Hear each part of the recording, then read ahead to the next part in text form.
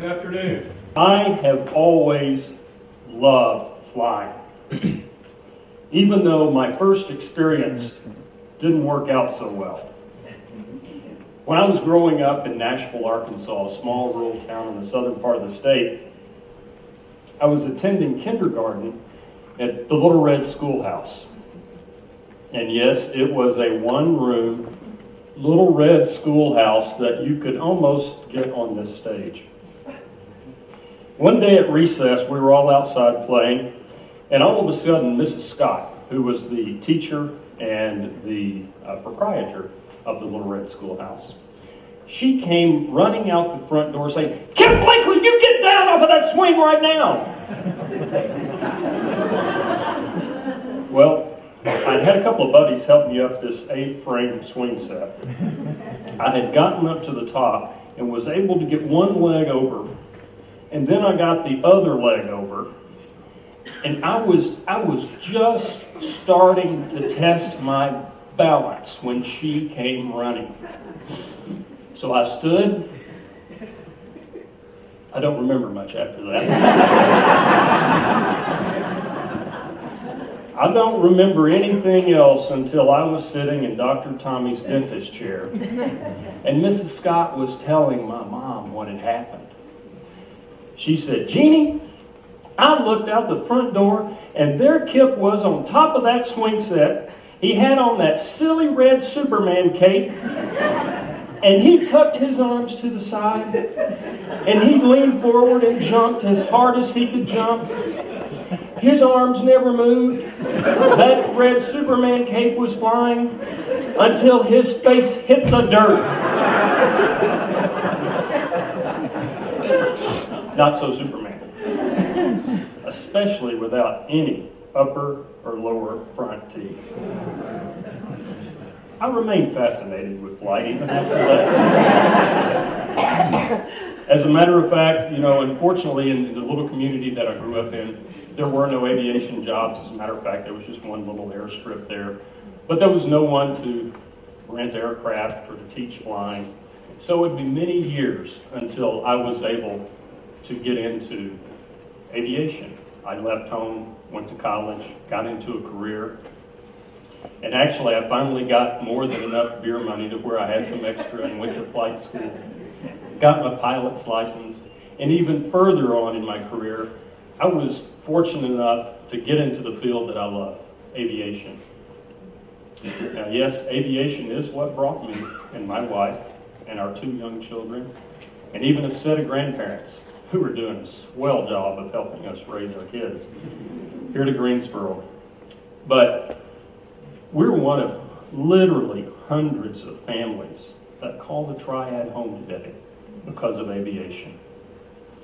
And even though our aviation sector is at the beginning of its journey, it's making a major impact here. But it can do more. Over the last 25 years, the aviation industry, the automotive industry has been moving to the south. As you're well aware, we have not yet won any of those industrial sites at this point. But when you look at states like Tennessee, South Carolina, and Alabama, and you look at where those automotive sites are, it truly is transformative to those communities around those sites. We still have that hope. But more recently, we're seeing the aviation industry, internationally, the aviation industry is moving to and looking to come to the southeast. This is very exciting. As a matter of fact, just last week, you may have seen that Airbus broke ground on a new manufacturing facility in Mobile, Alabama. Also last week, Boeing pledged another billion-dollar expansion into Charleston, South Carolina, where they're currently making the 787 Dreamliner. Looking closer to home, we're excited to see Spirit Aerosystems in Kinston start to ship parts all over the world, manufactured parts from right here in North Carolina. We look to Winston, our friends at BE Aerosystems, a global leader in aircraft systems. And of course here at TIMCO, where I am so proud to be a part of the TIMCO family. You know, TIMCO was founded here and is still our global headquarters here today. But 23 years ago, an entrepreneur by the name of Charlie Bell, he started with one hangar and one great big idea. He thought that he could take commercial passenger aircraft and convert them into freighters. And those freighters then would go to Airborne Express. And they would fly goods all over and around this world, just as globalization was starting to happen. What a brilliant idea. Well, today, we've got another great entrepreneur named Kevin Carter who's leading us. But he's leading an organization a little bit bigger than one hangar. We currently have 30 operations in 16 different states. But as we're out and about, we continue to see companies that are looking to the southeast, looking for that new opportunity to move to. And of course, there are many, many more successful companies here in our area. You've got Atlantic Aero, you've got the FedEx facility in Cessna, Machine Specialty, Pure Later, Triumph. The list is growing and it goes on. But my favorite on the list is the Honda Jet. I don't know if you folks have seen or know much about the Honda Jet, but I'm telling you, it is the sexiest aircraft ever designed. They are knocking the cover off with this aircraft once they get it up and going. Their innovation on the inside. The innovation on the inside of that aircraft makes it roomier, larger, more comfortable, and quieter. The innovation on the outside of the aircraft, and this may be why some of you haven't seen or know much about it. It flies in its class higher, farther, faster, quieter, and more fuel efficient than anything else. That, my friends, is going to be a game changer in the industry, and the Honda Jet is going to be a game changer in our community, and I can't wait to watch their success. So we've got the industry that's looking to come here. Now let's talk about briefly the industry. The aviation, commercial aviation industry is smoking right now. Both Boeing and Airbus are producing 80 commercial jets a month. They are planning to up that production to 90 once they get their new facilities going. Think about that. That's 3 brand new jets a day out the door, over the fence, and into service. Why, within 30 days, every single person in this room could have a new jet.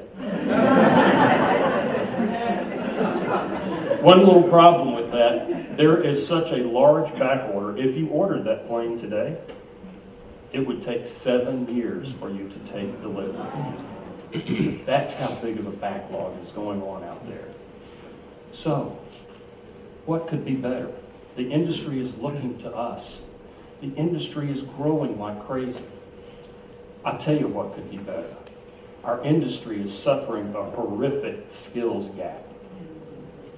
And the community that figures out how to narrow that skills gap and get the qualified, trained people that the industry needs is going to win.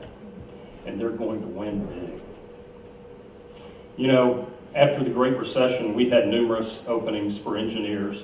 We'd post them, we'd have them out there. We'd get calls from engineers in Wichita and Seattle and Long Beach. Many would come to TIMCO and to Greensboro.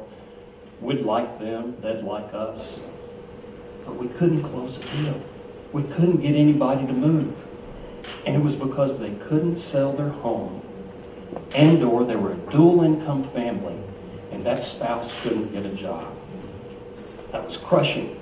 It was really hurting our business. So it begged the question, well, why are you looking outside? We have great engineering institutions right here. Let's redouble our efforts with A&T, with North Carolina State. Let's look at surrounding states that have North Carolina residents that are studying engineering in those states, like Virginia Tech and Georgia Tech and Auburn.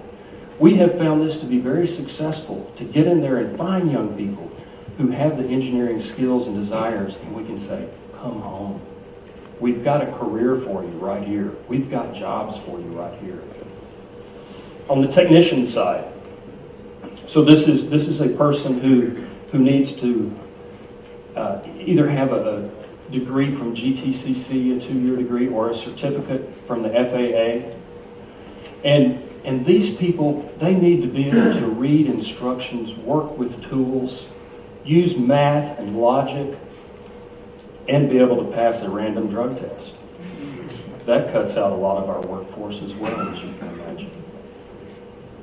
But these are the type people that we need.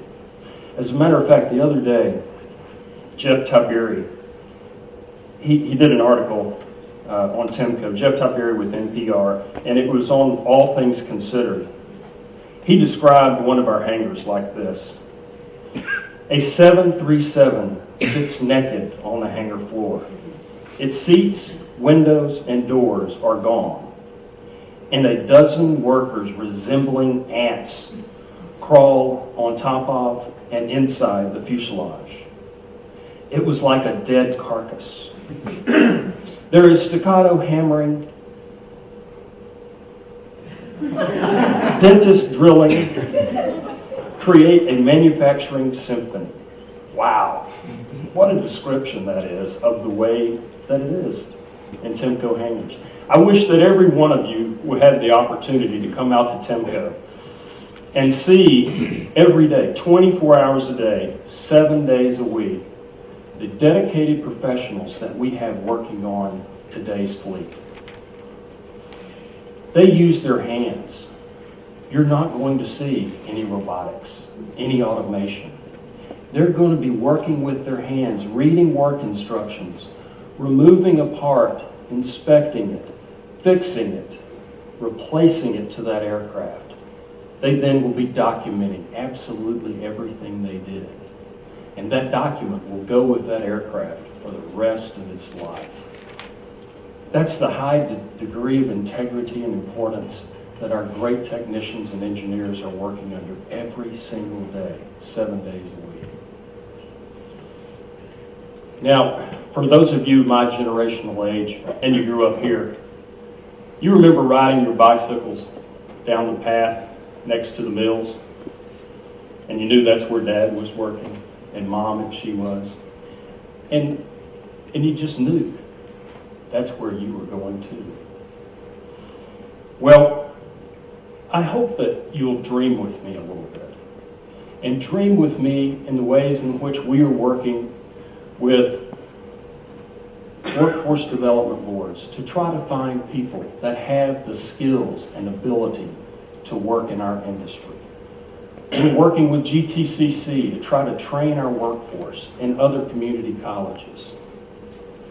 We're working closely with the military with high hopes as this military drawdown takes place that we can recruit a number of retired military folks who have been working on the greatest, most powerful aviation fleet in the world.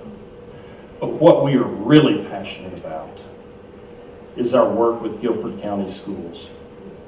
The only way that we're truly going to be successful as an aviation cluster is if we can capture the minds of these students and the parents and the counselors and the teachers of what a great career opportunity students can have right here at home. Yes, aviation can take them anywhere in the world, and it will. But they also can stay right here at home and have a great career and a great life. So, dream with me, if you will, what we aspire for is that someday when our kids or grandkids are out playing in the playground and a plane flies over and a little girl says, I want to design that plane. And a little boy says, I want to build that plane. And another one says, I want to fly that plane, even if he has no front teeth.